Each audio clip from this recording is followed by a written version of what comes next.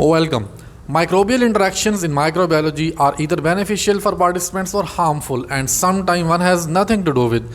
Based on this, that how microbes are affected in the interaction, there are 5 major types of interactions in microbiology shown by microbes. This is a dedicated video on this topic. If you are looking for microbial interaction, and hope so you will be satisfied with the concepts and enough examples of microbes. Let's start. What is mutualism in microbiology? Well, mutualistic interactions involve a beneficial association between two or more microorganisms. In mutualistic interaction, both organisms derive advantages from one another and no one is harmed or damaged. Let's elaborate the theme with more suitable examples of microbes. Number 1. Interaction between rhizobia and leguminous plants. Rhizobia are a group of bacteria that form a mutualistic relationship with leguminous plants such as soybeans, peas, and clovers. These bacteria reside in nodules on the plant roots and have the ability to fix atmospheric nitrogen into a form like nitrates that can be utilized by the plant. In return, leguminous plants provide the rhizobia with a nutrient-rich environment and a source of energy through photosynthesis. Both participants get benefit from each other, and broadly speaking, no one is harmed. That is mutualism. Number 2. Lichens. Lichens are a composite organisms consisting of a mutualistic association between a fungus and a photosynthetic partner, typically algae or cyanobacteria. The fungus provides a protective shelter and absorbs water and nutrients for both partners, while the photosynthetic partner produces organic compounds through photosynthesis. Together they form a unique and resilient organism capable of surviving in harsh environments such as deserts and rocky surfaces. Both are benefited, so it's mutualism. Number 3. Termites and microbes. Termites have a mutualistic relationship with a diverse array of microbes in their gut, including bacteria, archaea, and some protists. These microbes produce enzymes that break down cellulose and other complex carbohydrates present in the termite's diet, which the termite itself cannot digest. In return, the microbes receive a stable and nutrient-rich habitat within the termite's gut, allowing them to thrive and contribute to the termite's digestive process. So it's mutualism at its best. What is commensalism? Well, commensal interactions occur when one organism benefits from the association while the other remains unaffected. The organism benefiting from the relationship is called the commensal, whereas the other organism is known as the host. For example, Staphylococcus epidermidis and human skin.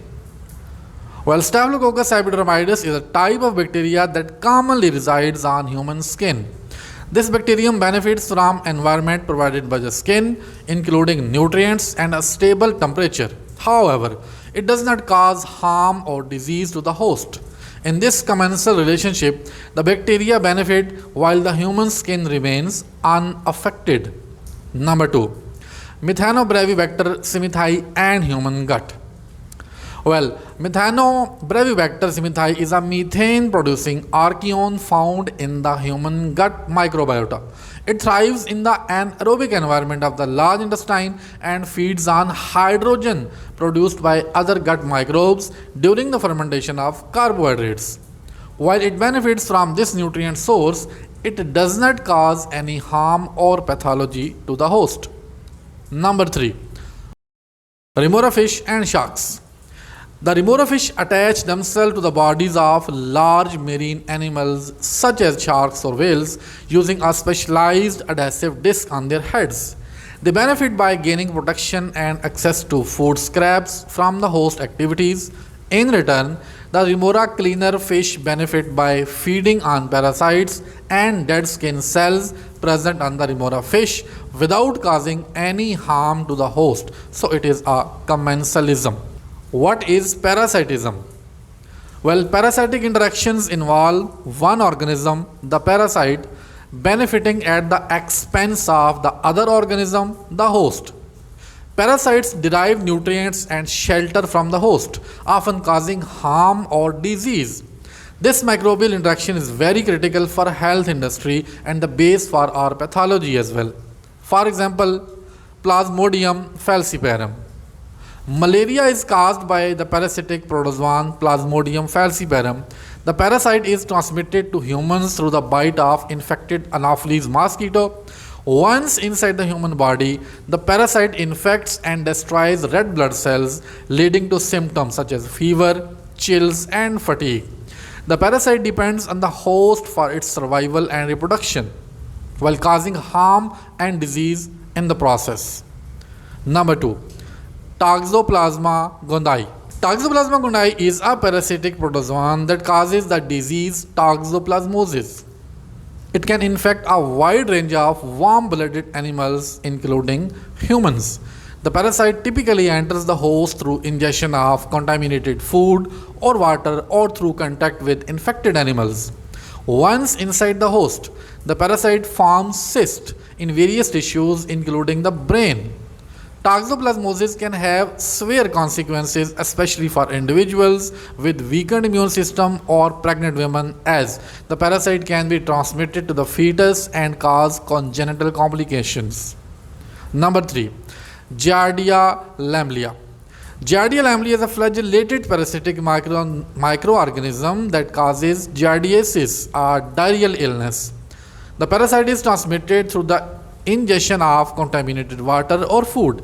Once ingested, the parasites attach themselves to the lining of the small intestine, leading to symptoms such as diarrhea, abdominal cramps, and weight loss. Giardia lamblia relies on the host intestinal environment for survival and reproduction, causing harm and disrupting the host digestive process. That's parasitism. Number 4. The fourth interaction in microbiology is the competition. Well, competition arises when two or more microorganisms vie for the same limited resources, such as nutrients or space. The word vie here means to compete. This intense competition can shape microbial communities, driving adaptations and ecological changes. So let's talk some examples. Number 1, nutrient competition. Microbes often compete for limited nutrients in their environment. For example, in soil ecosystems, bacteria and fungi compete for essential nutrients like nitrogen and phosphorus. They utilize different strategies to scavenge and acquire these nutrients, such as secreting enzymes to break down organic matter or forming specialized structures like mycelia to access resources. Number 2, space competition. Microbes also compete for physical space to establish their populations. Biofilms, which are structured communities of microorganisms, provide an excellent example of space competition. In dental plaque, for instance, various bacteria compete for available surface area on teeth, vying for optimal attachment sites and resources to establish and grow their biofilm communities. Antibiotic production. While some microbes engage in competition by producing antibiotics that inhibit the growth or survival of other microorganisms. This competitive strategy allows the antibiotic producing microbe to gain a selective advantage and occupy a particular niche. A well-known example is Streptomyces, a group of bacteria that produce a wide range of antibiotics, effectively suppressing the growth of competing bacteria in the soil. So that's competition. The fifth interaction is Amensalism. Amensal interactions occur when one organism inhibits or suppresses the growth or survival of another organism without being affected itself. Allelopathy. Some microorganisms release chemical compounds that inhibit the growth or survival of other nearby microorganisms. For instance, certain species of fungi produce secondary metabolites called mycotoxins, which can inhibit the growth of competing microorganisms in their environment. This creates an advantage over the producing microorganism while suppressing the growth of others. Number 2, lactic acid bacteria and fungi. Lactic acid bacteria such as lactobacillus produce lactic acid as a metabolic byproduct. This lactic acid secretion creates an acidic environment that inhibits the growth of certain fungi. The lactic acid bacteria benefit from this interaction as the fungi are suppressed. while the fungi are negatively affected, exemplifying Amensalism. Number 3. Penicillium and bacteria. While penicillium fungi produce the antibiotic penicillin, as we all know, which has the ability to kill or inhibit the growth of many bacteria. This phenomenon was first discovered by Alexander Fleming, leading to the development of penicillin as a widely used antibiotic. The production of penicillin by penicillium represents an example of Amensalism, as the fungi hinder the growth of bacteria without being affected themselves. Now, for the rehearsal, here is a summary of all interaction examples at one place, so it becomes easy for you to learn, compare and understand. Thanks for being with us. Your like and share will be highly appreciated.